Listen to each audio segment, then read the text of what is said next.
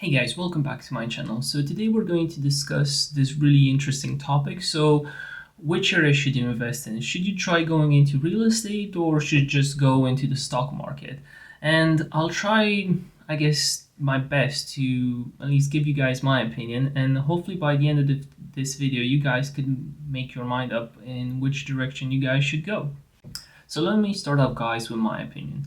So I would definitely say go with real estate, but there's a caveat to this. It all depends how much money you have in the bank and how much money you want to invest. If you don't have that much money, which is pretty much 90 or 99% of the cases of people who pretty much watch these finance channels, I would suggest going to real estate because real estate lets you leverage the bank's money and you could use it on your behalf to make yourself as much profit as you can versus going into the stock market. Pretty much the stock market, you have to go with your own money, and pretty much that's it. So to make you guys better understand, so for example, if you pretty much want to buy a house, you kind of need to put down 10 to 25% money, and then the bank loans you the other part. And take into account, like, if currently now loans have such low interest rate, most of the time you're getting free money because the interest rate is really lower than the actual inflation. Versus going into the stock market, if you have $10,000, you go into the stock market with $10,000 and that's it. If you try to buy a property, maybe with $10,000, simplifying this and taking off fees and maybe other taxes, you could kind of get maybe either 4x your money or 10x. So if it's a 10% deposit, then you could go up to $100,000, or if it's a 25% deposit, then maybe you could get, I don't know, $50,000 at the end. But that's the thing, it all depends on how much you can leverage and how much money you have. Okay guys, so as previously stated, I think if you don't have that much money, I think you should go with real estate. And maybe once you build up a portfolio and you have a substantial amount of money coming in, then your time becomes a lot more important and valuable, and then I would suggest you guys to go into the stock market. But let me just give you guys two examples of two people with different social situations and finances, and this hopefully would make it clear with you guys. So the first example is somebody who's like 20, let's say 20-year-old. He's working a part-time job, and with this part-time job, pretty much he could, let's say, support just the rent and food, and that's it. I know it's quite extremely simple, but hopefully you guys would understand this. So let's say at some point he inherits $30,000 from his late grandma, let's say. And with this money, he has this, situation. Should he go into the stock market or should he pretty much invest in a property? So he's currently renting and he's thinking, I don't really know that much in the stock market, but I know this area really well when I'm living. There's a property available for, let's say, $300,000. He knows this area quite well. The house is well built. Let's say he does all his due diligence versus investing. So he thinks, okay, with this $30,000, taking out fees and stuff like that, just to simplify for you guys, he goes to the bank and says, hey bank, here's my 10%, I want to buy this house. Everything goes well, he bought the house. So now he's thinking, this house has pretty much 3 bedrooms. I'll keep 1 bedroom and then I'll rent out the other 2. And he puts them up on the market and he manages to get 2 tenants in. So a room, let's say, costs $500. So he's pretty much getting $1,000 per month, and let's say at the end of the year he's pretty much $12,000, but then out of those $12,000, $2,000 is pretty much fees to finding tenants, repairing what they might destroy because it's normal wear and tear, and he has that buffer to support him. We're not going to talk about tax in this episode, just to simplify this. So at the end of the year, let's say he made a profit of $10,000. So out of those 30K, $10,000, that's 30% money back. Versus if he would have gone to invest it, well, if he really, investments could go either way, but if let's say he's a beginner and he doesn't know that much about investing and he's trying to read about this, he's thinking, maybe I should have like a diversified portfolio.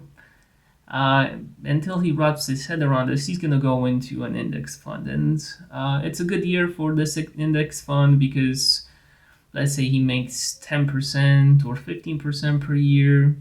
But again, out of those 30,000 pounds, you have to think he has to also take taxes on it. But let's say we don't think about taxes. So $30,000, and he let's say he makes 10%, that's $3,000.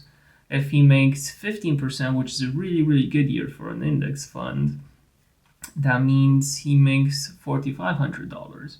And again, that's the point that I'm trying to make you guys.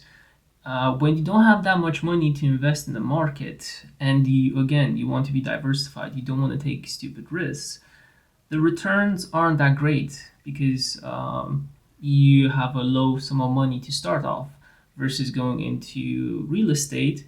Again, you could get free money from the bank because again the interest rates are so low compared to inflation. So if you get a 2% let's say interest rate from the bank and the inflation is 2.5%, then you're pretty much again making and getting free money. And also, to be fair, the only way to really protect about in terms of really high inflation is always brick and mortar, it's always real estate. So this is, I guess, the first example. So let's say the second person is somebody into his 30s. He's been an IT engineer or whatever, like a really good, really well paid job. Let's say he's making somewhere around $70,000 to $80,000 per year, and then his whole life he saved. He saved money pretty much his whole life, and now there's a point of his career where he has in the bank, let's say, $210,000. Right? His job is really busy. He doesn't have time, to be fair, for anything else. And we could throw into the mix also he has a family, so again his time is really limited and valuable. So again, let's say we bring him this question, like, do you want to invest in real estate or do you want to invest in the stock market? Let's say in an index fund, because again, he doesn't have time to figure out like a proper portfolio to diversify, and he thinks, well, index funds are already really diversified. He's going to go with the S&P 500, and he's not really worried about getting his money out really fast. So that's the perfect scenario. So with his money, with let's say $210,000, let's say he could get, again using that same rule said previously, 7 houses. Well, that's where it becomes really tricky. If you have that amount of number of houses, you definitely can't take care of those yourself. So you have to hire a property manager. You maybe have to hire an agency to manage the whole properties. Then you get hundreds and hundreds of emails and questions trying to fix this, trying to fix that. Somebody's out, somebody's in. Somebody destroyed the property and you make a loss. Literally, you want to focus on work and on your family, and then literally getting hundreds of emails and you trying to figure out if they're not trying to rip you off, because of course any managing company would put their 10% or 15% on any material they use or any contractors they use. So it's always this hassle of, god, it feels like you're having another job, just going through all those issues and trying to answer and trying to make sure that all your properties have tenants, nobody leaves and nobody destroys it. So I think once you go over maybe the 3 to 4 house count, it just becomes mental, trying to pretty much just figure out the best solutions. And again, for somebody who has a really stressful job and a family, your time is much more valuable just spending probably with the family, because you're doing probably 8 to 10 hours per day at your job, and then trying to also be a good husband and take care of your family and spend time with the children. And you literally have no time to bother with this other stuff. So again, this person, for example, who has quite a substantial amount of money, but might as well go into an index fund. At least historically, you could check on Google and see the S&P 500 is kind of giving you around 10% per year. Well, if you have this, as this person has $210,000, then 21K per year, 10% is really good if you don't need to touch it. And then with compound interest, and again, if you have a really great salary that this person has, every year you could just put on top and on top and on top. And with compound interest, by the time, let's say you retire, if he's 35 and he wants to retire around 50 or 60, God, he's going to have so much money. But does he want to go back and take the stress of 7 houses? Yes, he might make let's say a bit more money, but with the amount of stress, aggro, telephone calls, talking with multiple agents, trying to manage everybody, trying to make sure nobody rips you off, trying to make sure you pay your taxes on time, trying to get every house has this, I guess, a separate balance. Having multiple houses means the higher risk of something breaking, right? Because you have 7 houses, they all have a roof that at some point needs repairing, they all have a boiler, they all have, I guess, even have increasing the number of houses increases your chances of making a mistake and buying a really bad house that you need to repair. Again, when you have, my personal opinion is this. When you have a high number of houses, it just becomes really crazy to manage. And so I don't think it's worth that much hassle. I think once you go over the 4 house count, I think you should use that money to slowly transition into an index fund. So that means you have even the real estate and the index fund, I guess, in your portfolio. But again, I don't want to go into really great detail on this. It all depends on you guys. Okay, guys, just to give you a conclusion, right? If you don't have that much money, use the bank. Leverage the bank's money and buy yourself a property. First of all, if you're renting, like the first step is buy yourself a property, rent out the other 2 rooms. That's super easy and smart. Then with that money, maybe buy your second and third house, maybe fourth, and then once you get the cash flow in, time to transition in an index fund.